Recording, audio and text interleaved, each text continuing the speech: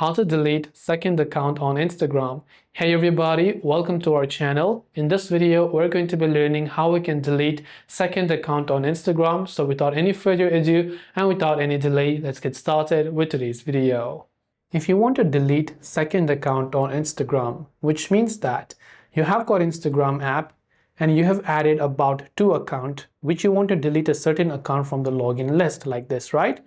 So first of all, what I would do is log out of all the accounts first. So tap on the 3 lines option from your profile page, go to log out of all accounts and tap on the log out button. When we are on the log out button and we come to the login page back again, it will give us different profiles. So this is the second account and this is my primary account. Let's say I want to remove this account from the Instagram app and delete it. Don't select it, but while you're on this page, look for the 3 vertical dots icon on the top right hand side of the screen. Sometimes it can also be a settings icon, but just look for this icon and tap on it. Then select the option remove profiles from this device. Then of course, just tap on the remove button next to the account that you'd like to delete from the Instagram app. And only one of your account will remain unless you add it manually.